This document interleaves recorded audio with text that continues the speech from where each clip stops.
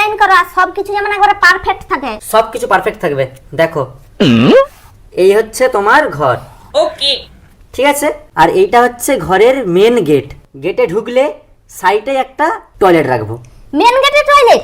আরে তোমার ঘরে ঢুকতে ঢুকতে যদি তোমাকে হাগু পেয়ে যায় তখন তুমি কি করবে? তখন তোমাকে টয়লেট যেতে হবে। তো সেই কারণে মেন গেটে ঢুকার পরেই এখানে একটা টয়লেটের ব্যবস্থা করে রাখলাম, ঠিক আছে? তারপরে দেখো তোমার এখানে একটা বেডরুম করব।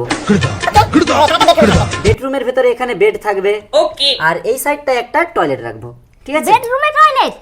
আরে বেডরুমে ধরো তুমি ঘুমাচ্ছ, এবার সেই সময় যদি তোমাকে জোর হাগু পেয়ে যায় তখন তুমি কি করবে? তখন তো তোমাকে হাগু করতে যেতে হবে, তুমি কি আবার সেই বাইরে যাবে? তার থেকে ভালো বেডরুমের ভিতরে একটা টয়লেট, ওকে। বুঝতে পারলে? তারপরে তোমার ধরো এখানে একটা কিচেন, ঠিক আছে? কিচেনটা একটু ছোট করবো, কিচেনটা বেশি বড় দরকার নেই। তো কিচেনের ভেতরে এখানে ধরো টেবিল রাখবো, মানে এখানে রান্না টান্না সবকিছু করবে। আর এই ভেতরে একটা টয়লেট রাখবো, না না একটা নয়, দুটা টয়লেট রাখবো।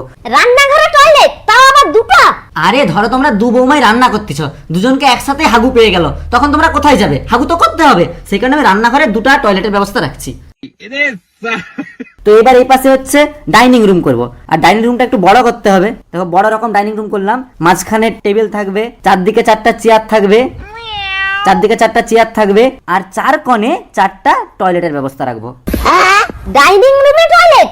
আরে তুমি বুঝতে পারছো না, ধরো চারজন একসাথে খেতে বসছো, চারজনকে একসাথে জোর হাগু পেয়ে গেল, তখন তোমরা কোথায় যাবে? সেই কারণে আমি ডাইনিং রুমে চারটা টয়লেটের ব্যবস্থা রাখছি। তাহলে তুই বুঝতে পারছো?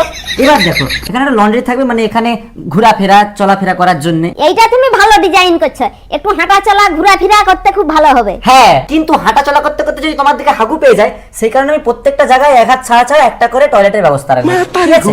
এরকম এখানে চারটা নয় 5টা টয়লেটের ব্যবস্থা রাখবো। আচ্ছা ইঞ্জিনিয়ার সাহেব, এটা থাকার ঘর হবে না হাগা ঘর হবে?